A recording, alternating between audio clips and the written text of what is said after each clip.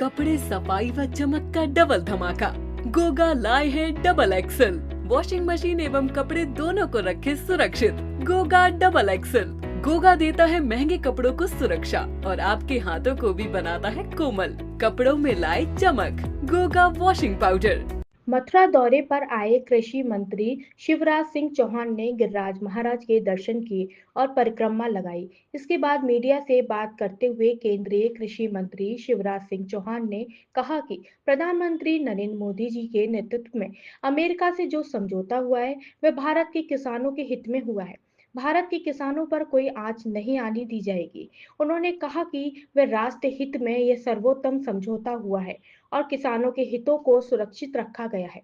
उन्होंने कहा कि हमारी सरकार में राष्ट्रीय हित प्रथम है।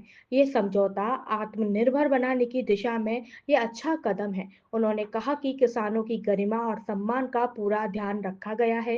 ये समझौता महिलाओं, युवाओं और किसानों के सपनों को नए पंख देगा। विपक्ष सिर्फ प्रलाप कर रहा है। आइए सुनते हैं उन्होंने क्या कहा। इस पवित्र भूमि की माटी को रज को माथे पर लगाने आता रहा हूँ। राधे राधे जब बोलते हैं और कृष्ण कन्हैया का जब ध्यान करते हैं तो स्वाभाविक रूप से गिरिराज धरण आने का मन करता है। इस बार देर हो गई,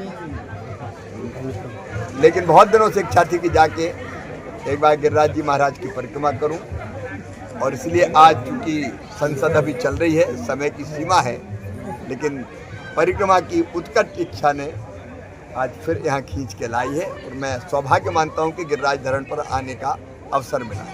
मैं प्रधानमंत्री श्रीमान नरेंद्र मोदी जी को हृदय से धन्यवाद देता हूँ। भारत के किसानों के हितों पर उन्होंने आंच नहीं आने दी। ये समझौता राष्ट्र हित में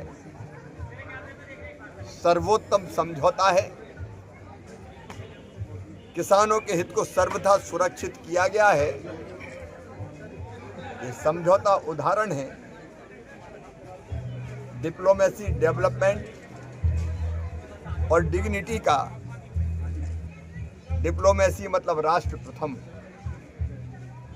भारत के, हमारे देश के हित सर्वथा सुरक्षित है। डेवलपमेंट मतलब विकसित भारत, आत्मनिर्भर भारत बनाना। इससे भारत के विकास को नई दिशा और गति मिलेगी। और डिग्निटी का मतलब है किसानों की गरिमा का पूरा सम्मान और ध्यान रखा गया है। ये समझौता भारत के किसान, महिला और युवाओं के सपनों को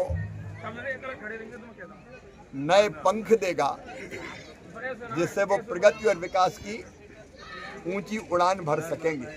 विपक्ष केवल प्रलाप कर रहा है। पहले कांग्रेसियों तो बताए कि जब देश आजाद हुआ तब दुनिया की छठवीं अर्थव्यवस्था थे हम, और इनके शासनकाल में हम 11वें नंबर पर पहुंच गए। लेकिन आज मोदी जी के नेतृत्व में हम तीसरी सबसे बड़ी अर्थव्यवस्था बनने की दिशा में अग्रसर है। हमारे लिए राष्ट्रहित प्रथम है, लेकिन उनके लिए केवल राजनीति प्रथम है।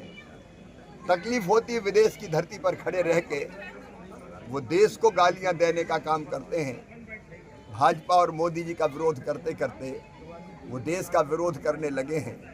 लेकिन किसान भाइयों, कृषि मंत्री के नाते मैं पूरे दावे के साथ कह रहा हूं, ये समझौता किसानों के हित में। कोई भी वो चीज जो भारत के किसान हमारे यहाँ पैदा करते हैं, और ये आशंका जताई जा रही थी देश बर्बाद हो जाएगा, तबाह हो जाएगा, किसान का क्या होगा, वो हर एक उत्पाद सुरक्षित रखा गया है।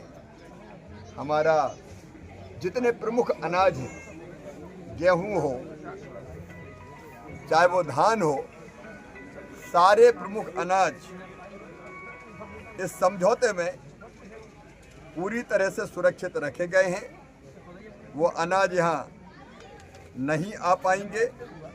न केवल अनाज बल्कि फल और सब्जियों को भी संरक्षित करने का काम किया गया है। अगर आप अनाजों की सूची देखें पूरी, तो इसमें हमारे सारे प्रमुख अनाज इस सूची में सम्मिलित है और इसलिए अनाज उत्पादक किसानों को कोई चिंता करने की जरूरत नहीं है। अनाज के साथ साथ आटा हो, आलू हो, प्याज हो, मटर हो, बीन्स हो, खीरा हो, मशरूम हो, अंगूर, नींबू, मिक्स डिब्बाबंद पदार्थ पूरी सूची में जारी कर दूंगा।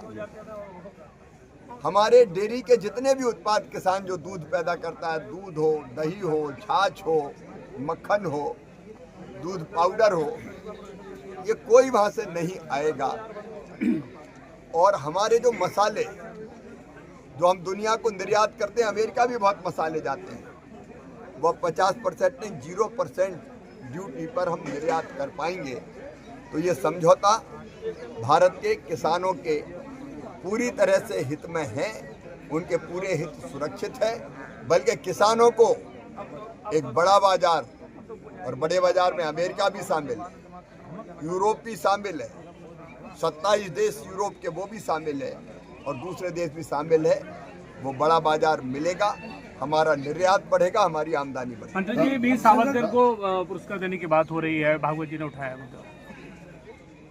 सर्वथा उचित है, मिलना चाहिए।